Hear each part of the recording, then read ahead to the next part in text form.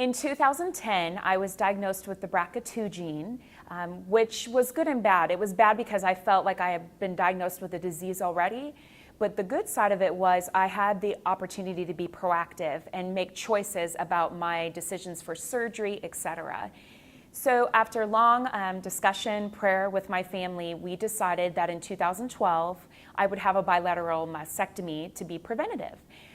My mother had just survived breast cancer, and my grandmother and great-grandmother had passed from it. And I just knew as a mother of two small children that was not something I wanted to deal with. Therefore, we scheduled the surgery for February 24th, 2012. A couple months before the surgery, I was showering, and as I lifted my left arm with my loofah, I felt a small bump, just like a hard pee in my left breast. And I thought, gosh, that wasn't there yesterday. In fact, when I called the doctors, they said, you probably have the pre-surgery jitters. And they said, but come in, let's do a sonogram and see what's going on.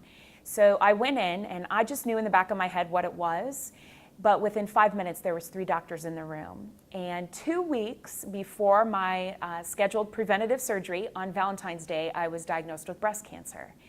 And so those 3 words totally change your life on the spot. And I said, I have so many questions, but the 2 main ones are, am I going to die? And am I going to lose my hair? And I just kept thinking, I have to get through this. It is not if or when. I have to raise my children. I have to see them grow up. So really from the get-go, although I had amazing love and support, it was all about my attitude. And I knew that it was not an option to give up and that I would make it through. So lo and behold, we had the surgery, we removed the tumor. I ended up being 1 lymph node away from stage 3. It was starting to spread to my lymph nodes. And I went through 8 rounds of chemo, 8 steroid shots, 33 radiation treatments, and then a reconstructive surgery just this March in 2013, and a hysterectomy. So now hopefully there's nowhere for the cancer to go. We removed my breast, we removed my ovaries. So now it's just, lead a happy, healthy lifestyle. Exercise, try to eat healthy and clean foods, and know your body, look for the signs, and share my story in hopes that I can help someone else.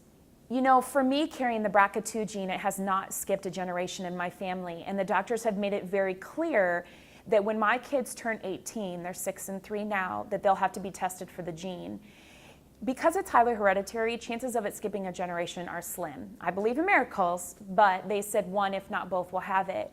To me, this journey is not over. We must find a cure, not only for my family, but for all our loved ones.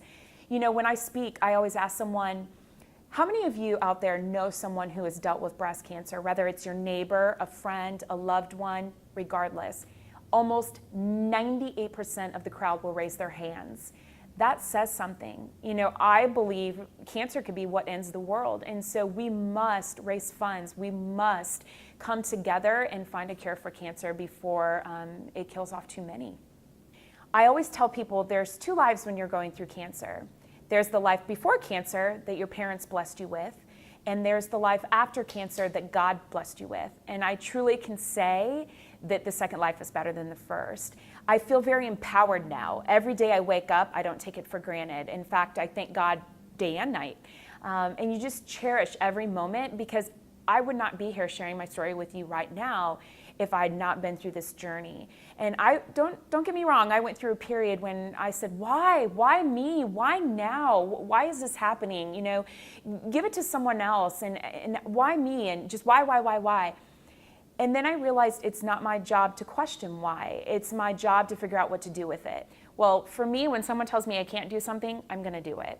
So competing in Mrs. Texas empowered the contestants and myself to believe in myself, that you can do anything you put your mind to.